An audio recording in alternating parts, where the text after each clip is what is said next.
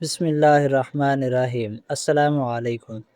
جوں قربانی کا دن قریب آتا جا رہا تھا میں پریشان ہو رہا تھا، کیونکہ اس سال بھی میرے پاس قربانی کرنے کے پیسے نہیں تھے۔ میرے دوست نے کہا تم پریشان مت ہو، میں تمہیں اپنے حصے سے گوشت دے دوں گا۔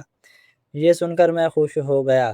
قربانی والے دن میں اپنے دوست کے گھر گیا تو اس نے مجھے بڑی بڑی تھیلیاں گوشت کی بھر کر دیں۔ میں انہیں لیے گھر چلا آیا اور بیوی کو سارا گوشت تھما دیا۔ بیوی نے جیسے ہی گوشت کی تھیلی کھولی تو دیکھ کر اس کی چیخیں نکل گئیں، کیونکہ اس تھیلی میں تو میرے ذہن میں زمانے بھر کے ٹینشن گردش کر رہی تھیں، اور میں تھکا ہارا اپنے گھر کی طرف سفر کر رہا تھا۔ بس میں بیٹھے بیٹھے بھی سارا راستہ میں یہی سوچتا رہا تھا کہ اس بار بھی میں لوگوں کو کیا منہ دکھاؤں گا۔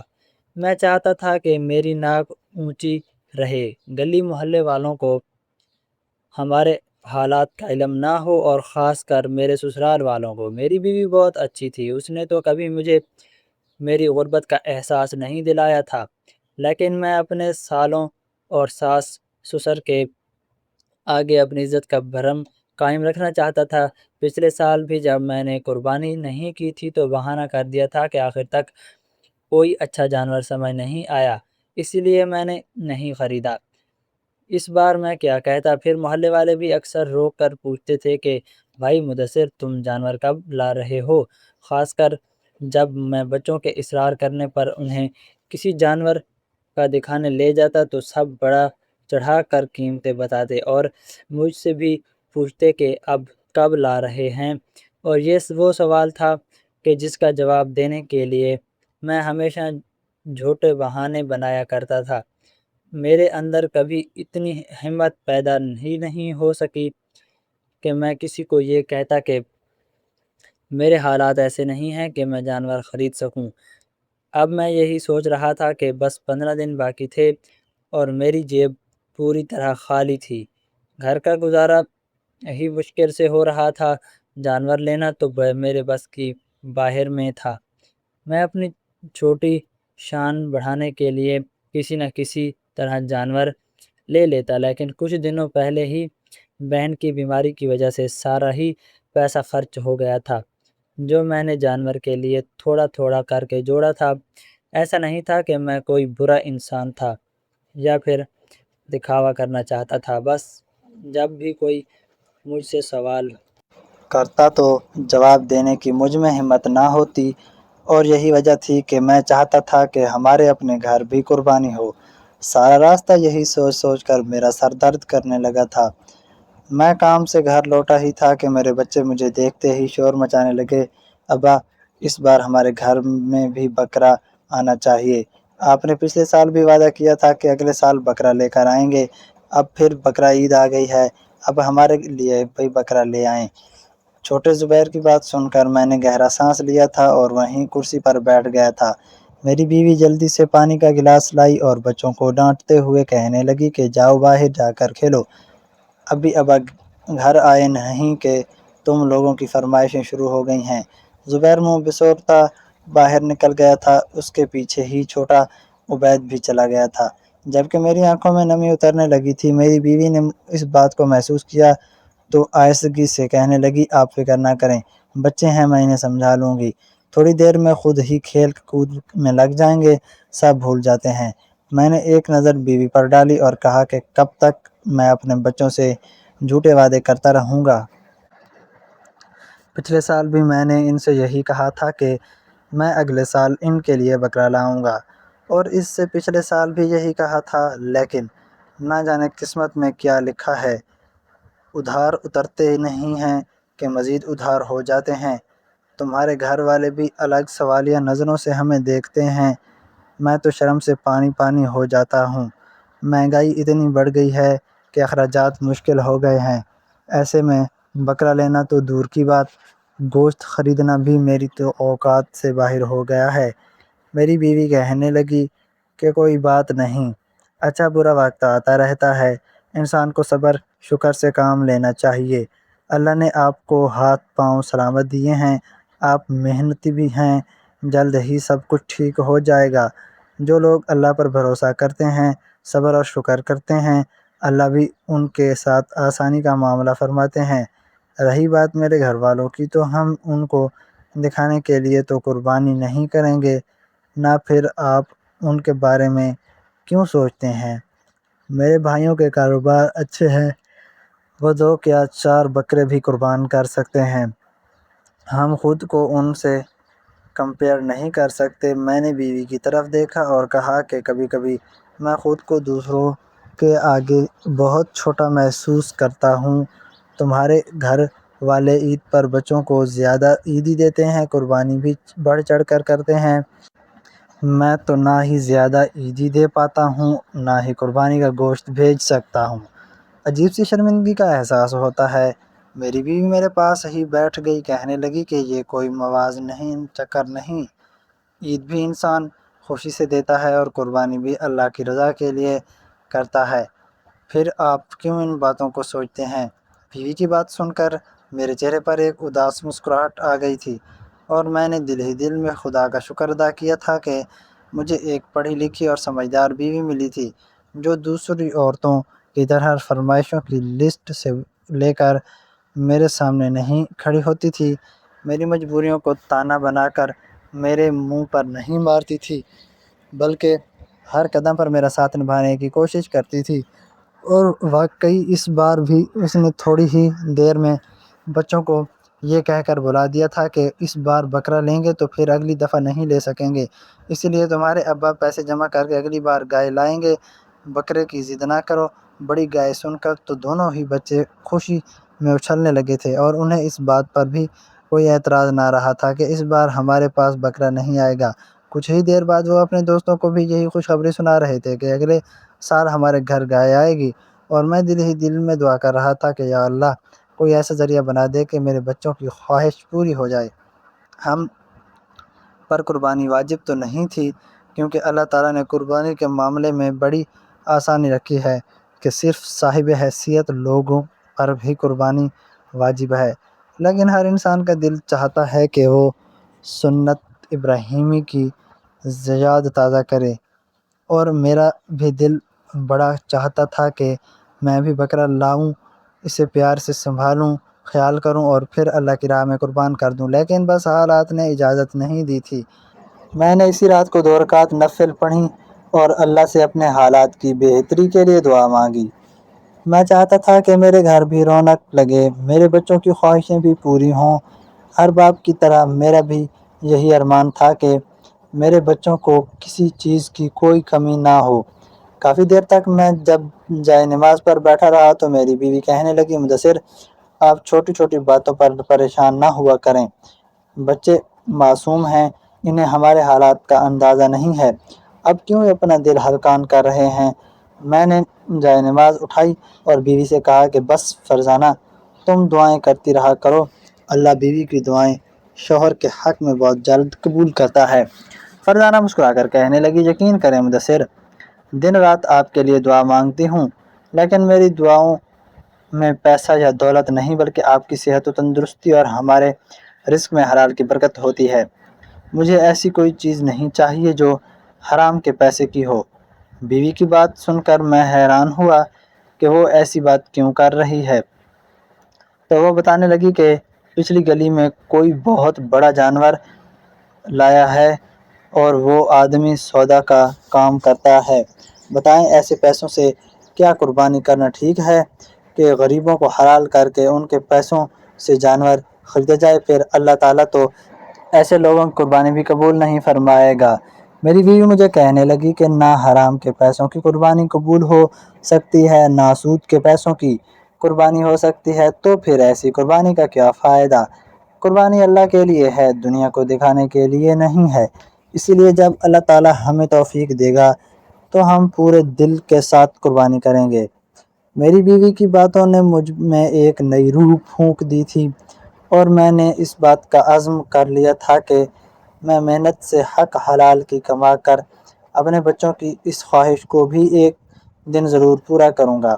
پچھلے سال بھی عبید نے یہی فرمائش کی تھی، تو میں نے اس سے وعدہ کیا تھا کہ اگلے سال میں ضرور اس کی یہ فرمائش پوری کروں گا۔ اور پھر میں نے اپنی قلیل سی آمدنی سے ہی پیسے جوڑنے شروع بھی کر دیے تھے، لیکن کچھ دنوں پہلے ہی میری شادی شدہ بہن کی طبیعت بہت زیادہ خراب ہوئی اور اس کے علاج کے لیے بہت زیادہ پیسوں کی ضرورت تھی۔ اس کے شوہر نے جتنے پیسے ارینج ہو سکتے تھے کیے، اور پھر جب کوئی راستہ نہ بچا تو اس نے مجھ سے مدد مانگی۔ میری اکلوتی بہن کی زندگی کا سوال تھا، اس لیے میں نے وہ ساری جمع پونجی اپنی بہن کے علاج پر لگا دی تھی، اور یہی وجہ تھی کہ میرے پاس دوبارہ قربانی کے لیے پیسے نہیں تھے۔ میری بیوی نے میرا پورا ساتھ دیا تھا اور میری بہن کا علاج بھی ہو گیا تھا۔ وہ مکمل طور پر صحت یاب ہو گئی تھی اور اٹھتے بیٹھتے مجھے دعائیں دیا کرتی تھیں کہ میں نے مشکل حالات میں اس کی بہت مدد کی ہے، لیکن یہ سب میں نے اپنا فرض سمجھ کر کیا تھا۔ میری بہن نے پیسے واپس کرنے کے لیے مہلت مانگی تھی۔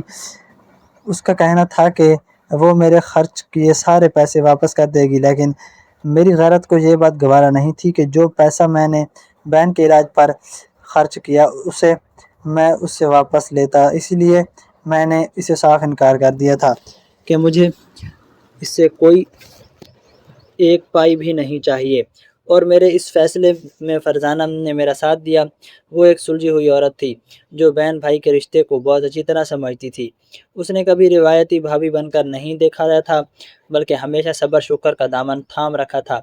اور یہی بات تھی کہ ہمارے گھر میں پیسہ تو نہیں تھا، لیکن سکون اور خوشیاں زیادہ تھیں۔ فرزانہ مجھے بھی یہی سمجھاتی تھی کہ بچے بڑے ہوں گے تو سارے معاملات خود سمجھنے لگیں گے، ابھی وہ چھوٹے ہیں۔ دھیرے دھیرے دن گزرنے لگے اور قربانی کے دن قریب آنے لگے۔ گلیاں پوری طرح جانوروں سے سج گئیں۔ ہمارے محلے میں تو شام ہوتے ہی ہر کوئی اپنے گھر کے باہر اپنا جانور لا کر باندھ دیتا، اس کی خدمت کرتا، پانی پلاتا، چارہ ڈالتا، اور گھر والے بھی دروازوں میں کھڑے ہو کر اپنا جانور دیکھ دیکھ کر خوش ہوتے۔ میرے بچے بھی گلی محلے کے جانوروں سے ہی خوش ہو رہے تھے۔ پڑوس والے حاجی صاحب بڑے اچھے اور نیک انسان تھے۔ انہوں نے اپنا بکرا میرے دونوں بچوں کے حوالے کر دیا تھا اور گھمانے پھرانے کی ذمہ داری انہیں دے دی تھی۔ زبیر اور عبید کے لیے تو یہ بھی بہت تھا۔ وہ دونوں خوشی سے پڑوسی والے حاجی صاحب کے بکرے کو گھمانے پھرا رہے تھے اور ان کے چہرے پر ایک الگ ہی خوشی تھی۔ اپنے بچوں کو خوش دیکھ کر میں بڑا خوش ہوا تھا۔ اسی شام میرا ایک پرانا دوست میرے پاس آیا تو میں نے اسے بھی کہا کہ وہ میرے لیے کسی پارٹ ٹائم نوکری کا انتظام کر دے۔ یہ سن کر وہ بڑا حیران ہوا، کہنے لگا، تم صبح کے گئے شام کو لوٹتے ہو، پارٹ ٹائم کا وقت تمہارے پاس کہاں ہے؟ میں نے اسے بچوں کی حسرتوں کے بارے میں بتایا اور گھر کے حالات کے بارے میں بھی۔ میرا جھکا ہوا سر دیکھ کر وہ کہنے لگے، یار بچے تو کچھ بھی کہتے ہیں تو کیوں ان باتوں کو دل پر لیتا ہے؟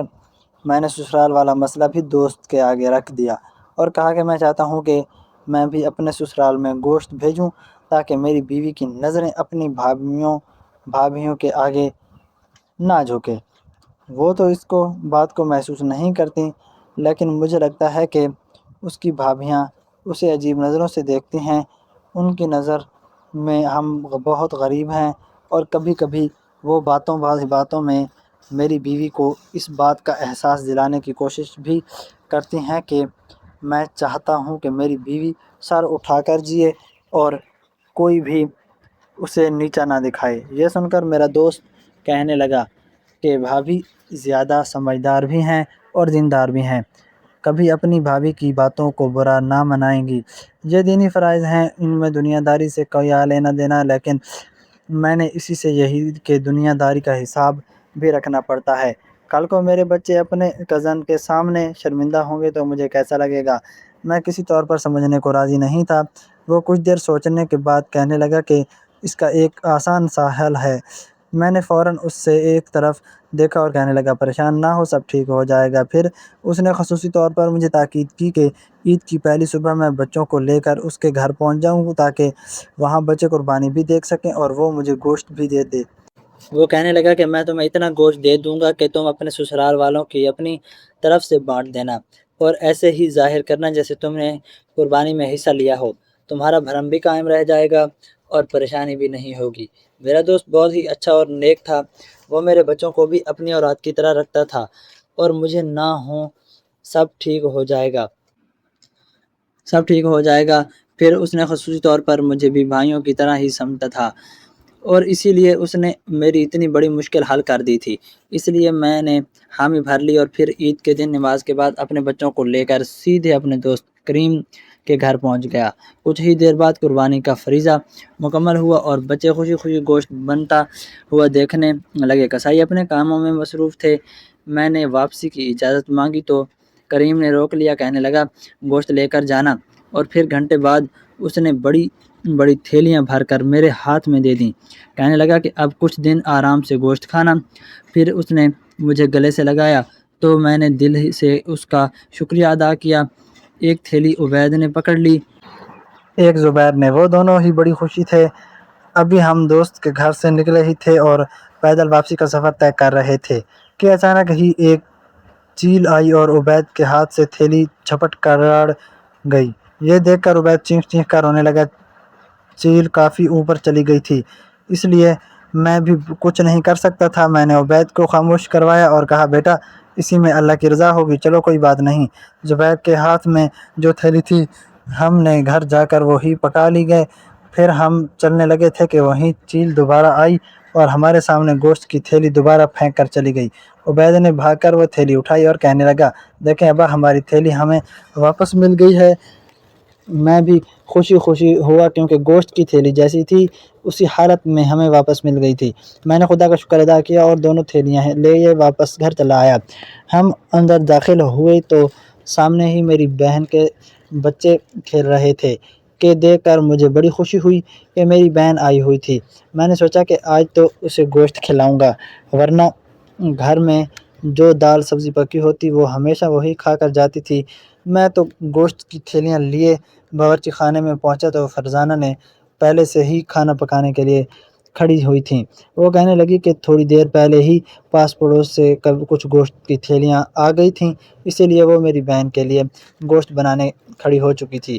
میرے ہاتھ میں بڑی بڑی 2 تھیلیاں دیکھ کر فرزانہ کہنے لگی کہ ابھی تو میں پہلے کھانا پکا رہی ہوں، اسے بعد میں دیکھوں گی، باجی کو جلدی واپس لوٹنا ہے تو وہ بس عید کا سلام کرنے آئی تھیں۔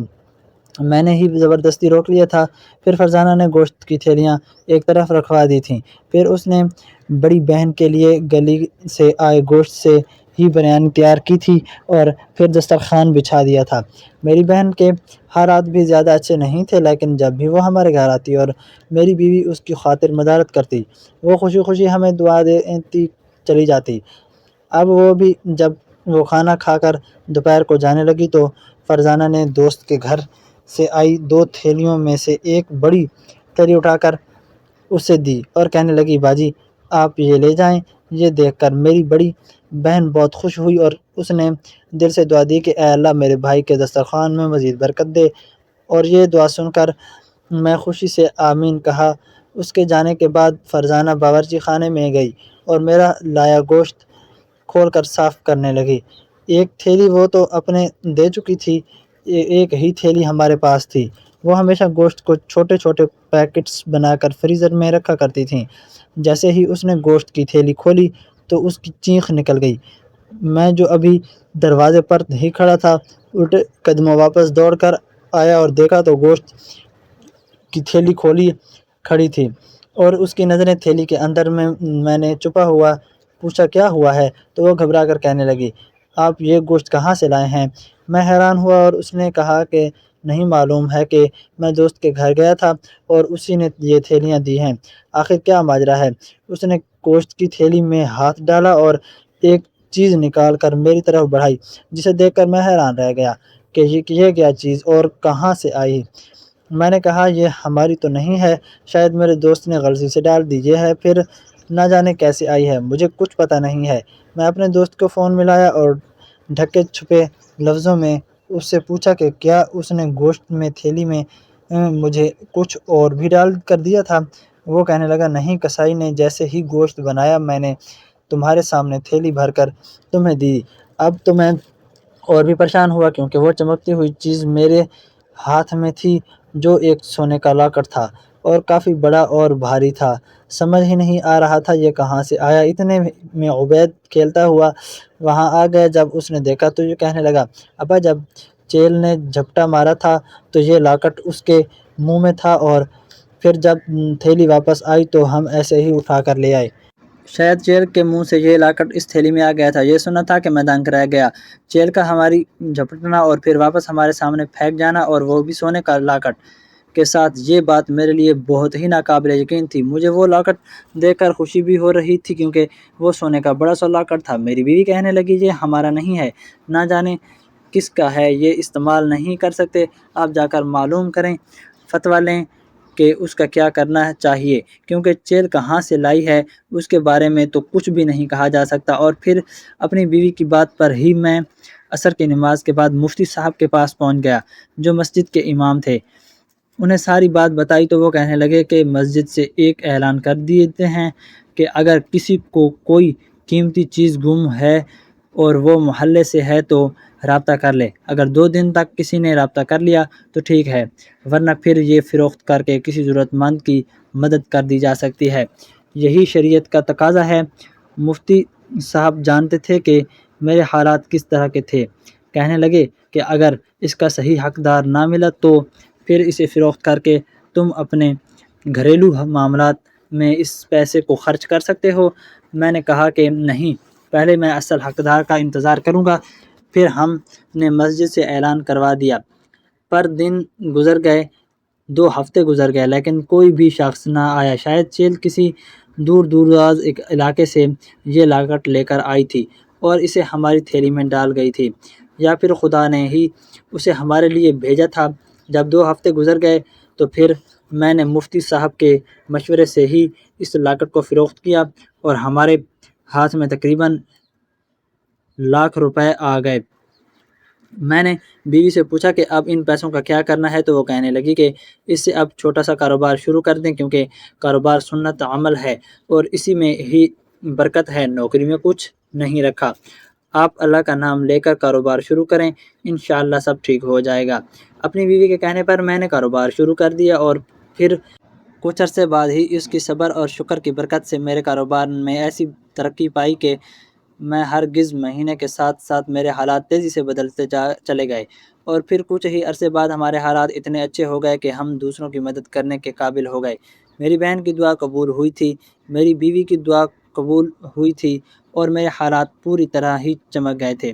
اس سال ہم نے قربانی کے لیے نہ صرف گائے خریدی ہے بلکہ غریبوں کے لیے ضرورت کا سامان بھی خریدا ہے اور بہت سے لوگوں کی مدد بھی کی ہے۔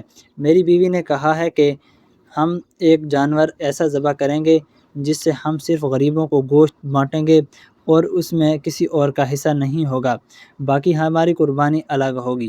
میں نے اپنی بیوی سے وعدہ کر لیا کہ میں کبھی بھی اپنے ہاتھوں کو تنگ نہیں کروں گا، جو کوئی میرے پاس آئے گا اسے تھیلی بھر کر گوشت دوں گا، جیسا کہ میرے دوست نے مجھے دیا تھا۔ میری نیت صاف ہوگی تو آگے اللہ میری اور دوسروں کی مدد خود ہی فرما دے گا۔ یہ سن کر میری بیوی خوش ہو گئی تھی، میرے بچے بھی بہت خوش تھے، کیونکہ اس بار گھر میں ایک نہیں بلکہ 2 گائے آئی تھیں۔ تو پیارے دوستو، صبر اور شکر کا یہی انجام ہوتا ہے کہ انسان اپنے بندے کو وہاں سے نواز دیتا ہے جہاں سے اس کا گمان بھی نہیں ہوتا۔ میں نے کبھی سوچا بھی نہیں تھا کہ میرے حالات 1 سال میں اتنی تیزی سے بدلیں گے، لیکن اللہ تعالیٰ جب جو چاہے کر سکتا ہے۔ میں اللہ کا جتنا شکر ادا کروں کم ہے۔ آخر میں سب سے یہی کہنا چاہوں گا کہ برائے مہربانی اگر کسی کی حیثیت نہ ہو، کوئی قربانی نہ کر سکتا ہو تو اللہ تعالیٰ نے بھی اس عمل کو معاف کر دیا ہے۔ پھر آپ لوگ کس حق سے یہ سوال جواب کرتے ہیں کہ اگلا بندہ شرمندہ ہو جائے؟ اگر کوئی قربانی نہیں کر رہا ہے تو خدا را اس سے یہ سوال نہ پوچھے کہ اس نے اس سال جانور کیوں نہیں لیا۔